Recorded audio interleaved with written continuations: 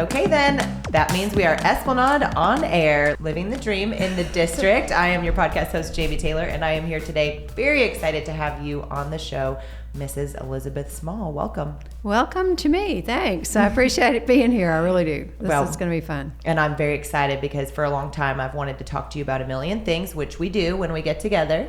But today we have an actual subject, at least just one that we're going to cover.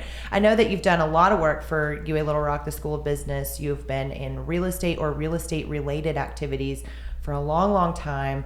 And so walking in the doors of the Esplanade after seeing it from plan to fruition has to be pretty exciting for you today, correct? Oh, it is. It is great. When I drove up and I saw the water coming out of the wall, I went, yeah, we're there. It's all good. And that is definitely Blake. There is no doubt. Well, it's funny that you should say that's definitely Blake because there's nothing here that you see that isn't. And that's been a lesson for me to learn with respect to Blake as an individual because you've known him longer than I have and have. I'd love to hear how you guys met and how that relationship has changed over the years. I will tell you when ours initiated, my assumption was that he was a developer, a real estate developer. But then I found out that he's a marketer and an interior designer and an architect and a manager of all the things. So tell me how you first met Blake and where that started. You know, I was working at PDC Construction and PDC Companies, and I got a phone call one day from someone, and it was Blake. And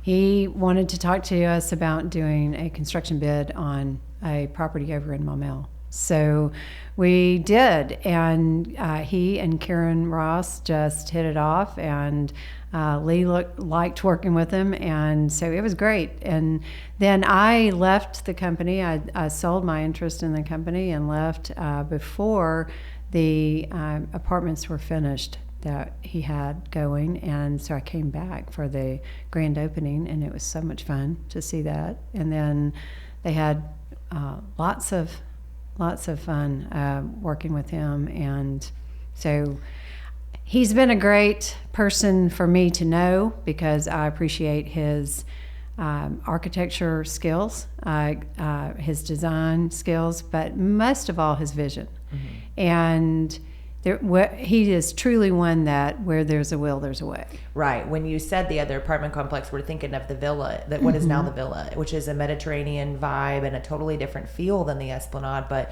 top to bottom, everything is architecturally and visually very stimulating, very beautiful. So I can understand seeing that vision. But for me, and I think you too, you look at someone who has a vision like that and where there's a will, there's a way, right? But this is a million moving parts. And you're talking about from breaking the land open, getting the utilities in, dealing with the city. I mean, it's so many things. How have you experienced watching him execute all of those things from an outside perspective and knowing what that takes? Talk to me about that. Well, it's been really fun because now that I am teaching real estate development, Blake has been kind enough to be on my real estate advisory board, and he also works with the students. And every year I have been able to have Blake talk to the students, tell them about the teamwork that it takes to put a real estate development together. And he's very honest with the ups and downs of what it is. And the students absolutely love hearing the real story. And he's very clear about things that he visualizes that work out and things that don't. And with anyone who is as creative as he is, sometimes what you envision is just not realistic financially. And so he knows how to scale that back if he needs to. And he knows how to keep it upscale even though scaling back. And so working with, my experience with him, of course, he has worked with contractors that I know very well, and they're very adaptable. And so seeing that relationship continue and to be good, and how they're very honest with each other makes a lot of sense. It makes a lot of makes for a great story But it also it brings all those pieces that you try to talk about in real estate development, and how when you've got a concept and when you know to go forward with it or not go forward with it. And Blake could have many times just backed out, and he didn't. And so that is a perseverance that I love for my students to see. And it is not all a bed of roses, and if you like roses, and some thorns just kind of get in there. But so Blake is so clear with the students, and sometimes he apologizes for being so honest with them. Sorry to crush your dreams. But. Yeah. and so the last time I brought him out here, it wasn't finished, but he was kind enough to take him up and show him the different floor plans and the finishes and looking at it, and that was fun, and they loved it, and it is always one of their favorite, outings that we do, and we do field trips. So we did field trips to the villa the last couple of years. Then we did the field trip this year to Esplanade, and it was great. And then I was able to couple it, though. There's so much about this development that I'm able to couple it with the opportunity zone lessons and those real estate lessons of the Corps of Engineers and what you have to do, and all the city, everything, and all the permitting and all the energy issues and all the water and sewer and bringing dirt in and filling a site in a way, and all of those things that you have to know when you are doing a development. And this fits it all. Yeah, this is probably one of the most complex projects I've laid eyes on in all of my years, because of, too, even coming from Las Vegas, they do luxury big resorts like this all the time, but they're in the desert with flat land, and it's a whole different thing when you're dealing with rolling hills off the river. Yep, additionally, like you said, opportunity zones, this has not been developed back here, and almost everything around it that's a city park over there. This is, there's so many things that you can't even change about what's around you, so he's had to constantly turn and pivot with those decisions throughout the development. Well, and the relationship to the neighbors, and what's going on, and how does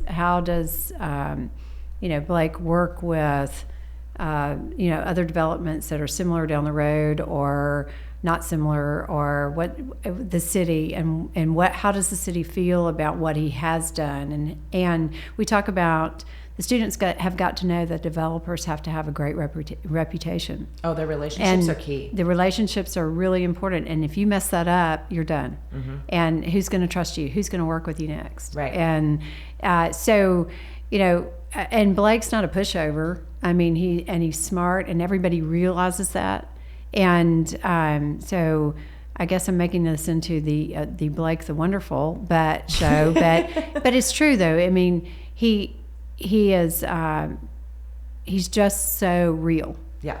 Well, I can agree with you on that. I've seen him, there's times he walks around here and says, and he's pacing. The first episode of the Esplanade on Air we talked about, he paced back and forth because he has so many things that he has to handle. And it's, it's me in the podcast studio. It's the person that's doing the bar out there. It's the person that's managing the whole complex. It's the leasing agents, it's the construction company, it's the pool company, and all those subcontractors are typically dealing with a manager who is then dealing with the developer, and Blake is in all of it. And so I think what you're talking about is not just the perseverance, but the ability as an entrepreneur and developer to really get into every element of the development. Whether or not you're required to isn't the point. It's that if this is the thing that you're building, you really should be involved in every piece. And he's a good team leader. And when I say that, because it takes a team, and it's really a team that puts together a development. And so I constantly talk to my students about, if you choose the wrong contractor, then you don't have a successful development. If you choose the wrong lender, you don't have a successful. If you don't have it, if you don't have the management for an apartment complex in particular, if you don't have the right management folks, you don't have a successful development. Mm-mm. And if you can't sustain it, then it's not successful. Yeah. So that it's from all the way. I mean, I have textbooks that break it down into 8 stages of development, and just because they can do that, and so what I'm planning to do is work with Blake, and hopefully we can put together a case study on Esplanade. I really think that that's going to be, I get so excited. We talked about it just so you guys know, we did talk a little bit about it before, but only because the thing is, I have a real estate background just like you. I mean, in fact, my middle name is Elizabeth. So, I mean, there you go. Here we go. But I've been to your class before. I got to sit in, fortunately, one time. And I love the way that you allow real world real estate developments and the process behind them to become available. I believe strongly that real estate is the career where there is no ceiling. You can come from any socioeconomic background and become a professional realtor with correct and development. I mean, all of it you can do with the right education, but it takes the interest, and then it takes people like you who are willing to break that down incrementally for them to get the understanding that this isn't as easy as it looks. You can't just walk in with an incredible dream and tell a guy to build it and that it happens. I mean, there's curves around the river, just like there are in this development, right? So what's your advice to a student, though, when they see something like this and they get really excited and they want to go straight into development? What kind of background do you think is really helpful for someone to have that wants to go straight into development? Okay, there are a lot of people who have gone into development that don't have real estate finance degrees. But if you are coming that path, then one of the things that I'm doing and we have done is we have rewritten the curriculum for the real estate finance degree. And I did that because of my construction background and development background. And I brought a development property management class to the School of Business, but also because if you don't know those things, then you really don't have an advantage to knowing them ahead of time. You can, and working with somebody who's a developer is really good, but finding someone who will allow you to come and do an internship, some people will do that and some won't. That's a great idea. And it is really good. And one of the developers I know that has done that with students is Lisa Farrell down the road. And Lisa is also on my real estate advisory board like Blake. And she's also a forward thinker. Yes, she is. And so having said that, I mean, when you find people who are willing to work with students that way, I know that they'll work with other folks that way. So if you're really wanting to get into development, I mean, you need to go and talk to all the players. You need to go and talk to people who are willing to let you, see what they're doing. And people are very, very funny about showing their finances but that's what we teach, and you've got to learn to understand what a pro forma is about, and to look out in the future and how long do you want to hold this property. And a developer's got to understand all that. Developers got to understand construction. So we rewrote that program to say, if you want to be a real estate finance major, I've got 3 tracks you can follow.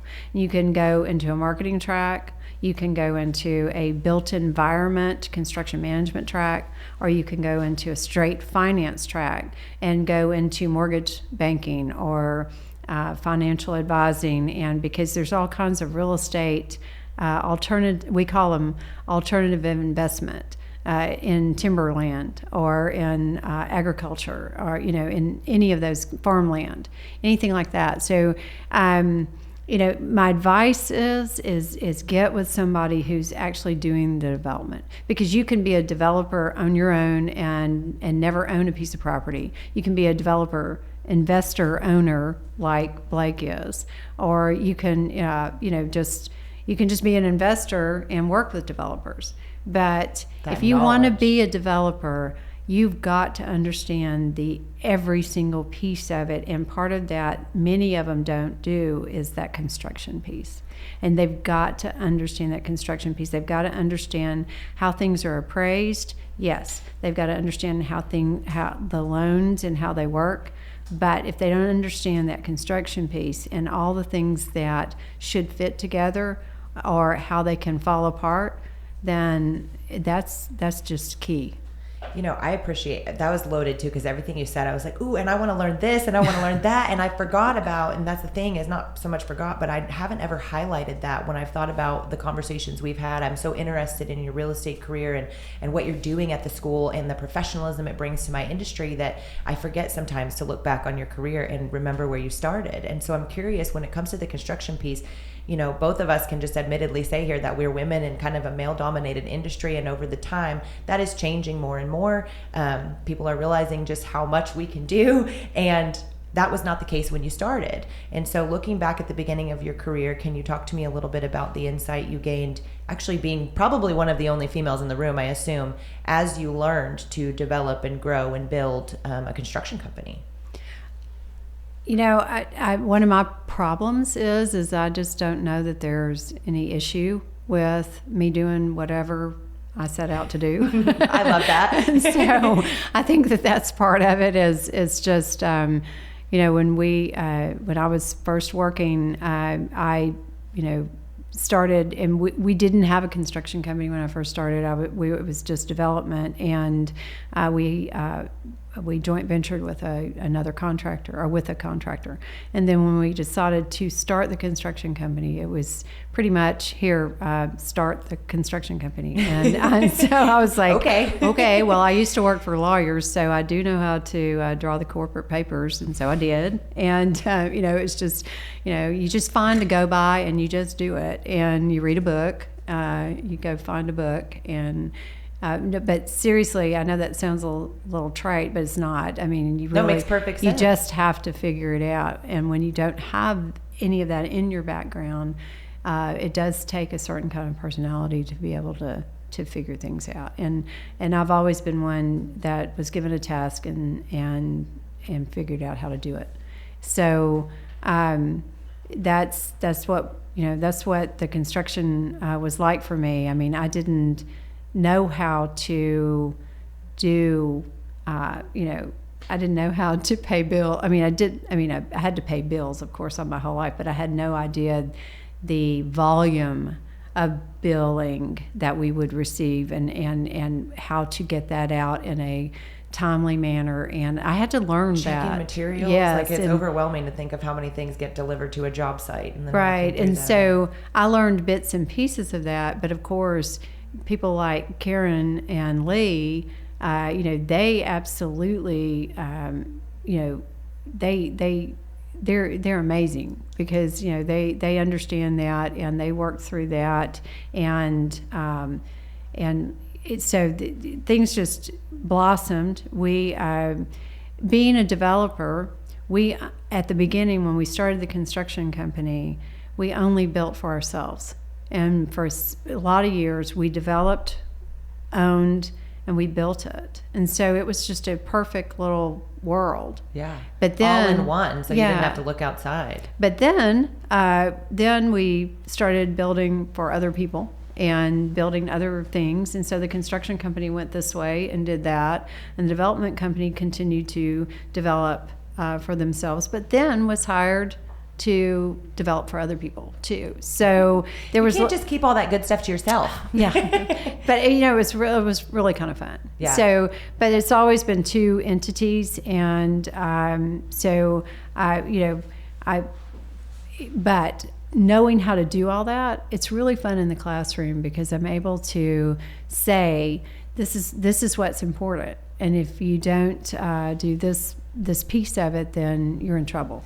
That's a very insightful perspective to share, because one of the things I learned walking into your class, I had no idea what I was going to walk into. And the guy that was there that night was talking about the development of empty spaces, things like big shopping malls across the nation and empty, big things like that. And he was talking about, well, you students can just dream up what you want to do with it, and in my real estate mind, as he's saying it, and I'm watching these young minds, and you're over there like, and you have to have a budget, and you have to have this. And I'm thinking, what's a good thing she's telling them all that? Because I would just draw what I want and start, kind of doing what you're talking about with going in with these big dreams without that background of understanding how much is this going to cost me? Is it a feasible project? What's even the highest and best use of that land?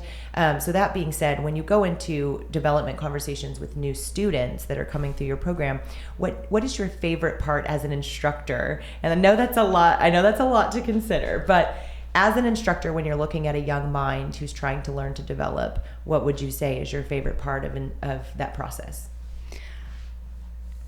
I want them to understand that there's no magic to it. I mean, people have done it before, so they can too, and that's really important to And there's nobody that you can't try to talk to. And if you put together a group of folks that you've admired for a long time and you want to go talk to them, then you find a way to go do that. And I'm like, everybody just watch me. See what I did?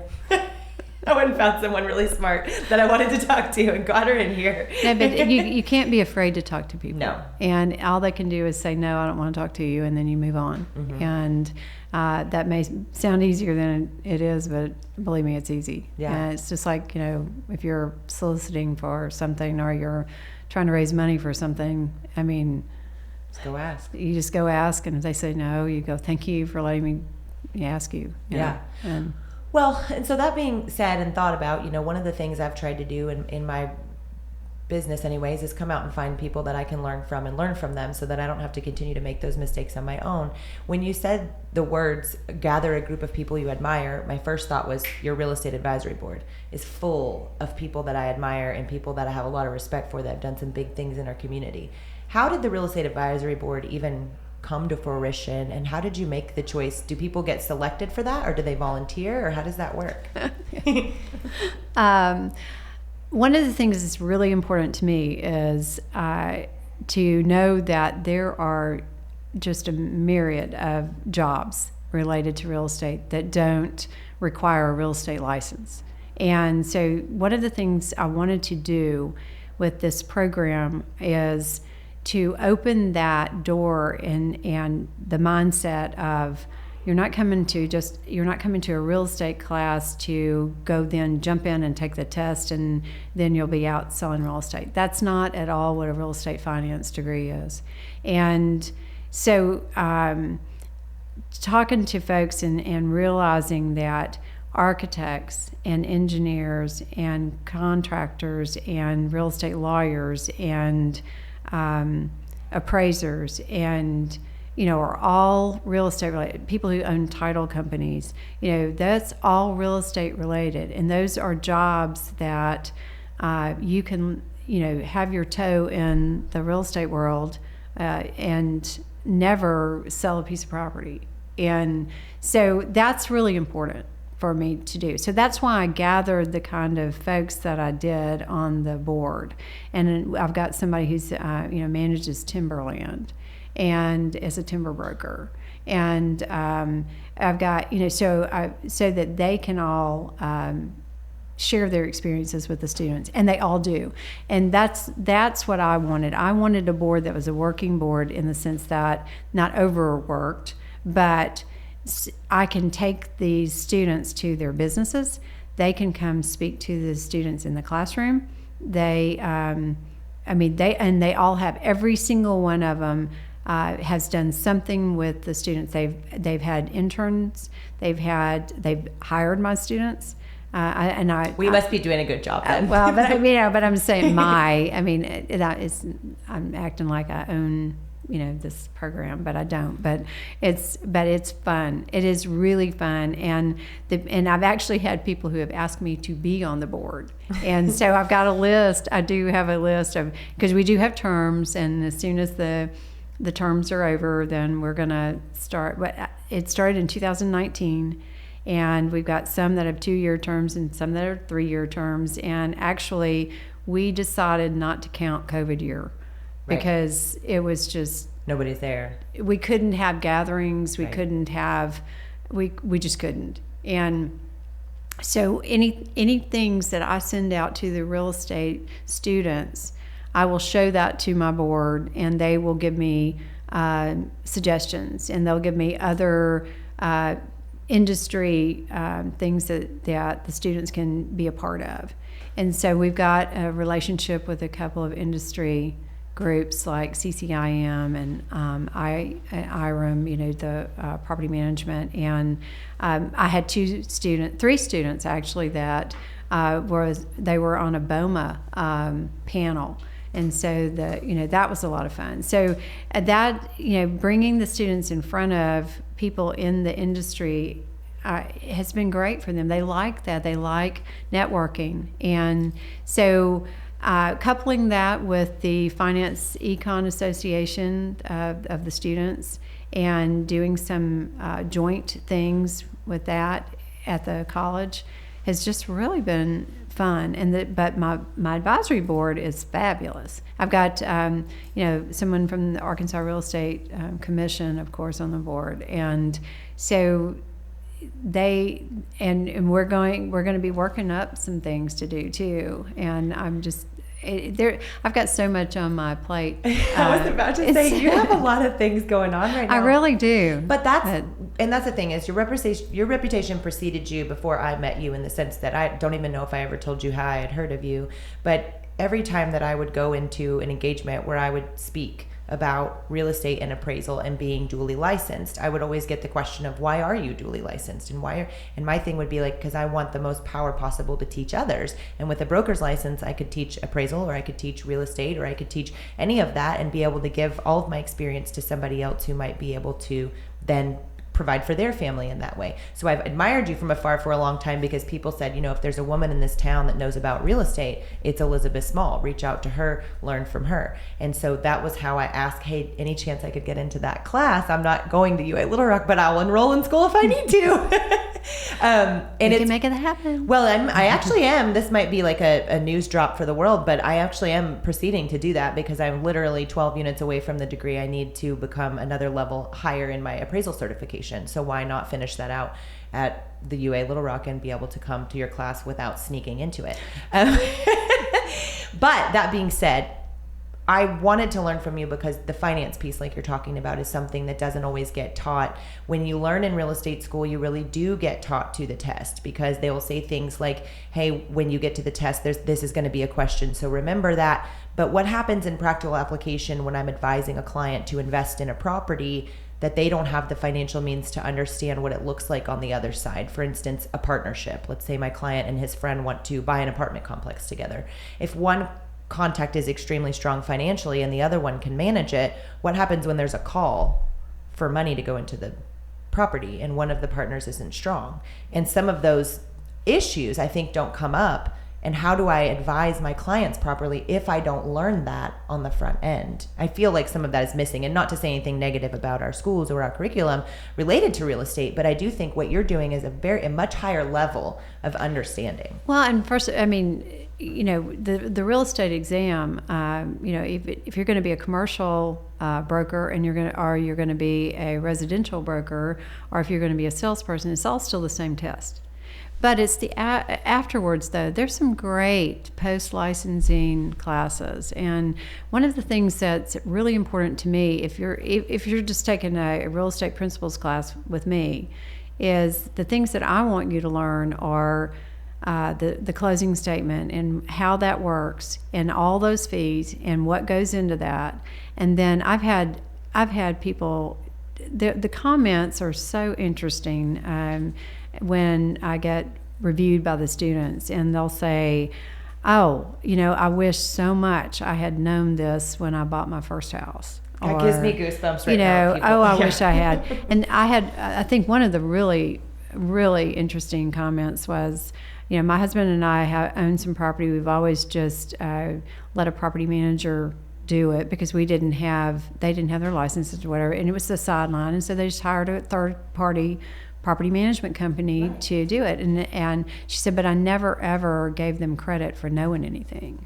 And I was like, what? And so she was like, yeah, she said, now I have so much more respect for property management companies than I ever did, and now I know what they have to know to do what they do. And I was going, well, hallelujah. I mean, this is good. This is good. But so if you can just do those kinds of things for students, that's a win. And so, it's important for me. I heard some feedback just yesterday from a student who is he goes to a university out in the western United States, but he was taking my class this summer just as something to take while, in the summer. And he took the real estate principles class, but he's a construction management major. And he all of a sudden, he told his father, who relayed it to me, he said he realizes now why I was so adamant that they understand zoning, because of the classes that he's getting ready to take. And they've got a project where they have to do a high rise, and then they have to do just a shopping center or something. I don't know what it was, but anyway, they have to understand it from the ground up. And he said all of a sudden, the zoning stuff comes up, and he goes, "Oh, I know the answers to that. I know how to do that." But to me, I mean, lots of my assignments are real. I mean, they have to look on the agenda for the zoning commission for Little Rock and make comments on what's on that, and do they agree with the staff comments or not, kind of thing. And it's really funny because a lot of people in my classes sometimes don't live in the city limits, and they're just astounded at what you have to ask the city's permission for if you want to, have a higher fence or something. And they just don't realize that. So it's great, because a lot of my students too are wanting to be builders of subdivisions, and if they don't get it, on the real estate end of it, then their learning curve is very long. And I want them to have short learning curves when they come out. Fail fast, right? Yeah. You get your degree and get smart and get ready to go, and then when you come out, those curves are just going to be those things that you weren't expecting. You can have that background built and really understand. But when you start talking about zoning and construction management, my brain started going off and thinking about how, when I was trained as an appraiser, subdivision development or highest and best use were of great concern to me. And then as I got further and further into career, and it became more and more about real estate, I started to lose that principle of what is the highest and best use, because I'm worried about my client, right? And so some of this changes based on the relationship that you have and the intended use of what you're trying to do. Look at me saying intended use related to life. But it's one of those things that, as a professional in the industry, I look back and think, how I got here was experience and by taking those classes, but there was never a foundation like you're talking about of financial knowledge, construction knowledge, zoning knowledge. It was all kind of picked up along the way. And so I envy your students, because they're building this foundation where when they walk out, they can really just do anything that they want. And these jobs are not just, like you talked about, doing real estate and selling it. It's everything. It's appraising. I was just thinking about my real estate attorney right now, who has given me so much work related to expert testimony, which is another thing people don't understand that you can do with or without a license. But when you're an expert at something, the court will allow you to testify and earn money based on your knowledge. And that's another job that's just created out of this. What would you say as far as your dream and vision goes when it comes down to creating jobs? I know that we're supposed to talk about the Esplanade, and we will talk about it some more, but this has gotten me all excited. What is your real vision for the process of moving to Little Rock, going to UA Little Rock and saying, I want to start a real estate career. I'm going to go through the School of Business. I'm going to take the marketing path or the building path. When they get done, what's the dream as far as, could they come back and work at the real estate School of Business that you're trying to build? Would they be able to just come out here and start building things like the Esplanade across the river from you? I mean, you're doing all of this, pouring into these students for years, but there's an end goal for you and a vision, I'm assuming.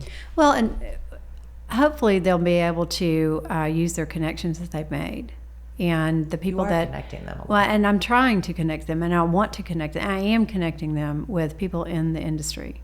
And hopefully they will be able to call on those folks that they have met, and that my advisory board will talk to any one of them at any point. I have somebody who, oh my goodness, she was just instrumental in helping someone know how to study for the real estate exam. And she took the time to meet with her and talk with her and tell her, how to do this and make that work. Knowing the stature of those people and the willingness to do that just makes me feel very inspired. And so, and she gave such great advice and said, deciding where you're going to work what you're going to do. And I learned a lot from listening to her. She said, I explained to her that if you're going to go with a real estate firm and after you get your license, you need to shop the real estate firms just like you would shop for a house or just like you'd shop for a car or anything else, because not all real estate firms are created equal. And just because your father or your cousin has a real estate firm doesn't mean that's the one for you. And you need to look at what's out there. It could cost you a lot less here or a lot more here, or you may just not like the culture of that company. And yes, culture is everything. And if you don't fit into the culture of what it is, then it's going to be a miserable existence, and that's not what you're doing. That's not what it's about. And that doesn't make for a healthy real estate market when you got a bunch of cranky agents and cranky brokers out there. So, as an agent, I don't get to shine over here at the Esplanade because he doesn't sell these units yet. But there will be some. I've been waiting for that tree line to clear. But as this project develops and as you begin to start thinking about a case study out here, what are you how does that look from a curriculum building standpoint? Are you going to start at the very beginning of the project and look at the difference between places to build with opportunity zones and without? Or are you going to start involving complexities of working on the river next to city parks? Or, that's a big, huge thing. Well, because it's a big, huge thing, I'm going to have to, rein it in. I'm going to have to. So I'm one of those kind of people who I'm goal oriented, and so I have to have a goal. I have to have an end goal, and then I work backwards. And I always have done that. My book club thinks I'm crazy because I will read the last chapter before I do it. And it's not a spoiler for me. It is this is what happened. So how did they get there? Yeah. So then it's like I want to know the pieces to the puzzle. And I've always been that way. It's just like looking at a recipe. You don't just you look at a recipe and you go, oh, this is what I want to make. Mm-hmm. But it's funny that you said that about a book, because now that I'm thinking about that, I'm like, how many books I wouldn't have read if I got to the end? Because the end is like, sometimes I'm like, you made me read all of that for this? I'm not interested. I do. Or sometimes I'll read the end just because I didn't read the book, and then, I'll at least know the end when I go to the, book club study, but whatever. I hope your book club doesn't watch this. But, truly, that is how I look at it. Just get to the end and then work back. But I also am, I'm just one of these people also who have these tremendous goals, and if I don't rein it in, then I'm often disappointed because I didn't reach what I had in my mind. And so that's so this case study, we will probably I want to make this the end of that part of the case study with and the reason why you can leave a case study hanging, I've learned. And some of the case studies that I've read, and one of the ones that I am using through the Urban Land Institute with my students, is it says flat out, what this wasn't what happened at the end. And at the end of the book and at the end of the study and when it was ready to be published, we didn't know if the developer sold it before he built it or if he built it and hung on to it. So what's fun, that's the fun part, because no matter how old the case study is, I can now ask the students to go figure out what happened. Yeah, because they can go and look and see. Yes, and so we use one in North Carolina, for instance, and I know what happened because I found out, and I found out because I dug in and figured it out. So that I leave it to them. What happened at the end of this? And it's so funny because all I did was pick up the phone and call the place, and I said, "Does the original owner own it or not?" But I hope they're not listening to this because that's how easy it was. But they're. We are going to specifically leave out of targeting any UA Little Rock students. No, but only in that program. But that's the thing about it is that simple. And what you're teaching them through that building of connections in their community is to do that, is to pick up the phone and call somebody, whether it's, hey, I'm going to call Elizabeth and ask Actually, I'm going to ask you to ask your husband when he gets home what he was thinking when he first got assigned to Appraise Cornerstone in Hot Springs. That's what I'm going to ask, because that's a story I just want to hear. But I say that to say they can pick up the phone and call somebody and how did you do that? And or who owns it? And they're going to be able to find the answers to those questions, but it takes the time, the effort, and the motivation to actually reach out and want to know those answers. And you know, the real developer entrepreneur students, they do it. They really do. That's how you can tell the difference, is who comes back with the owner's name. And so the ones that are truly entrepreneur type students are the ones that really want to know every piece of what Blake did out here. And then there are other ones who really see this as an investment, and they want to know how to work with their client and tell them to invest in something like this. So when you're going to do this case study and you think about Blake and this development, one thing I didn't say that I don't know why I didn't say, but this place is, and I've said it on other shows, but it doesn't look like anything else in Central Arkansas. And when you say there's a will, there's a way, like people probably said no a bunch of times before Blake was just like, I don't care, I'm going to do it anyways. I mean, Brian Pitts was on the show the other day, and he said out loud, I thought it was a bad idea. And then he was like, and now I'm eating my words, because it was something that was so different that you walk in and you do not feel like you're in Arkansas anymore. You feel like you're somewhere else. And so with respect to something that's totally different to a market, how do you encourage those entrepreneur-minded, developer-minded people to jump on a board like that, jump on a wave like Blake is riding and make decisions to do things that are totally different? I mean, is it just because you're going to give them the basis to understand the development piece and so you can tell them to dream? Or is it something where you just tell them to go in and do what they want and see what happens? You know, part of Blake's idea here is something that he did, though. I mean, he experienced somewhere else and liked it so much he wanted to bring it here. Yep. And he has got a connection to this area that is so important. And that's a whole nother segment I talk about with the students is this is such an economic boom for this area. Oh, yeah. And we go into that a lot. And Lisa has put together a great PowerPoint for industry, but my students got to see it, and it talks about the economics that have happened around here and the asset it's been, for her stuff down the road. And that's what I want to be able to do here. Yeah. But she, from conception of hers, and I remember when she bought all of that property herself. I mean, I've known them, she and Jim, I've known since they bought that property, and I've watched the evolution of that, and I saw what their initial dream was, and I've seen the changes to their initial dream based on what was necessary at the time. And I've interviewed her and shown that to my students several times, but we've also met with her.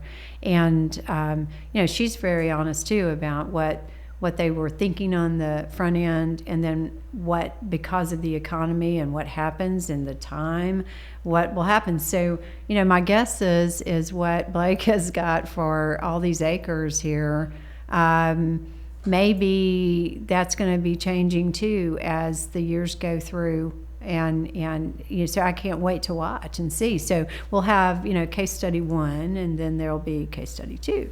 But really, right here is you don't see it anywhere else in this area.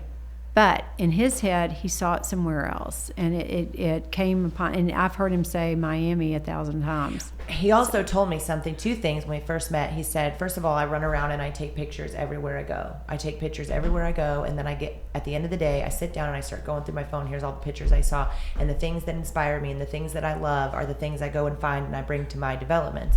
The other thing that he explained to me was that when he travels and when he develops, that imitation, first of all, is the greatest form of flattery. But if somebody has already created something amazing and you want to see it, you just come back here and you build the same thing or something similar. And I think this is very reminiscent to me of tropical location, a Miami Vice kind of feel.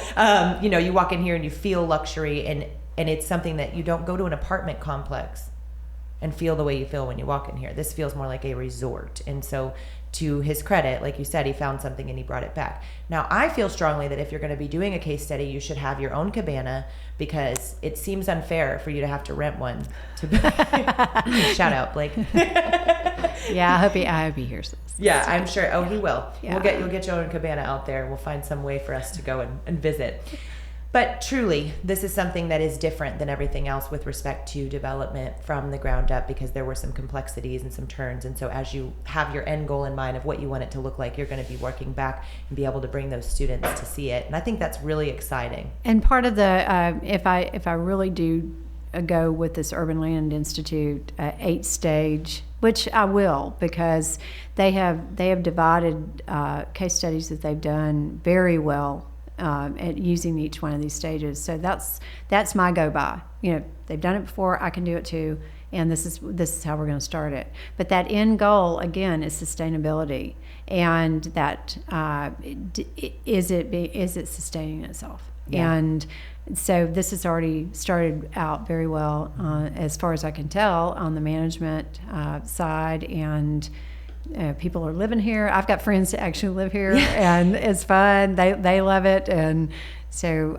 Well, it's funny because we've started to have some residents come in. The Davenports came in, and we talked to Mrs. Davenport about her experience here, living here, and working on her business, and being able to have this pool and these up. She's like, I don't think I'm ever going to go back to home ownership anymore. I mean, it's so easy to live here and have that low maintenance factor and feel like you're at a resort. Why would you want to go home and mow your lawn? Well, I'm in the process of moving, and I can't. And if I could have gotten my piano into one of these units, I would have done it. See, we could have had a piano in the lobby. That's what you're telling me. My husband is he babies his piano, so I don't know if he would let that happen. Well, and your husband's an appraiser, so he's temperamental. We'll leave him out of it. They say we're objective people, but we're only objective when it comes to property. Is that right? I'm not even commenting. Good. Well, hey, we'll keep him out of it. So wrapping up, I want to just talk to you a little bit about real quickly as far as your experience as a developer and as what you're teaching at UA Little Rock. What advice you have to people like me who are already in the industry, who may be thinking about either changing their career or adding to their skill set, similar to what I'm going to be doing in the future, with respect to what it will do for Little Rock. You live here, you work here, you've been here for years and have had a hand in development in a lot of different things. The future of this city has a lot to do with what happens in the next 5 to 10 years because of our economic situation. So talk to me a little bit about Little Rock specifically and your vision for that. I always think it's extremely successful when we have people who come out of a career and change their careers and want to stay here and find something else to do. And I think that's successful when the students graduate and can stay here and find a job and work here. And so many of my students are already working in jobs, but they're getting their degree to either enhance what they're doing or changing careers. And so if we don't help them do that, then they won't stay here. And so we need them to do that. But another success, I think, and I get so excited, is when we do have people that leave, but then they come back. And that is the most exciting thing that I can think of. Yeah. And my daughter was one. I mean, she lived here. She went to school really close, and then she moved out of state. But then, 5 years out of state, and then they're back. And that to me is so successful, and it says a lot about here.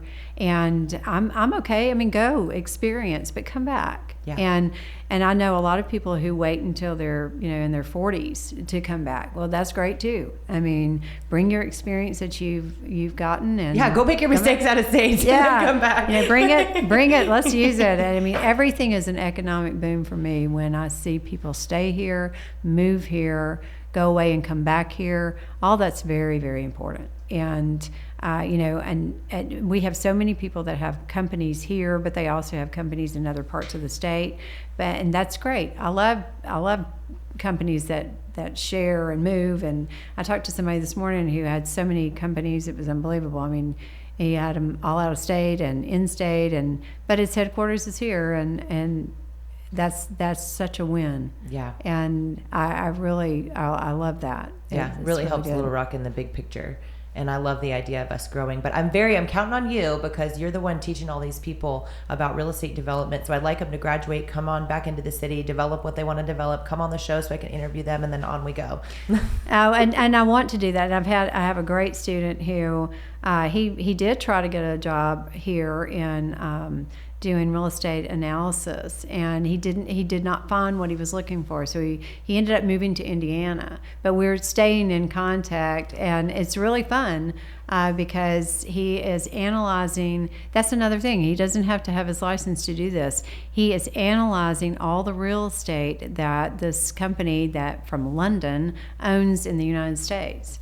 And so they've got leased space in malls. They interesting. They have leased spaces that are freestanding.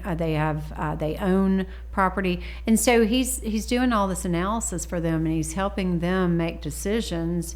And he loves that. And he can come back here and do that. There are some companies that are needing that now that they didn't used to hire people who did that. Right now, that is they're needing that. And so that's a fun thing that I've even discovered. I wish I had taken some of my classes 30 years ago or 25 years ago, and maybe I would have gone a different path. I don't know. Well, I'm glad you didn't, only because right now you're giving so much information and insight and power to the next generation of real estate developers in Little Rock. You'll be able to sit back in a few years and watch people like Blake that came through your class and came out and built something like this, and that's going to be so rewarding. Well, Blake is one of the reasons that the real estate program is a success, and I appreciate him, and he loves talking to the students and teaching the students, and he ends up being a mentor, and he doesn't even realize it. Yep. And it's Don't great. tell him, because then he'll start pacing. I got to get that done. Yeah, I'll get him a shirt so he can just Yeah, there you go. That's what you need to do. He can be an honorary mentor.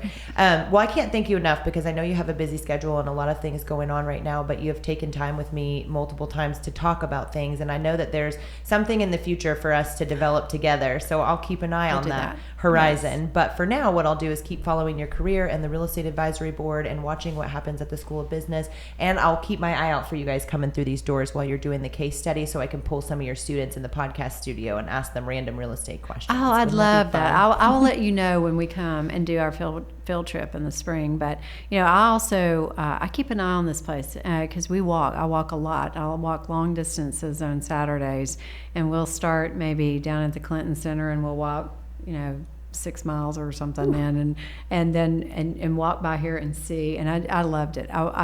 Every second I went by here, I was going, okay, what's happening now? When the pool got full, that was when I was like, okay, well, I guess I have to work. I kind of wanted to sit by the pool, but apparently that's frowned upon. So, but what I'll do is we'll schedule a time for the Esplanade on Air to be recording when you guys come for your case study. That way we can pull them in and have some fun conversations with them. We can maybe do some trivia about how did this happen and how did that happen, and see if they can get it right. So, well, I really appreciate you for letting me talk about Blake. Well, that and the Real Estate Advisory Board, because we have other things we're going to be talking about in the future. So to definitely. Our listeners, you have not seen the last of Elizabeth. So yes. Thank you so much for your time and your energy, and for all the things that you put effort into that make our city a better place to live, work, and play.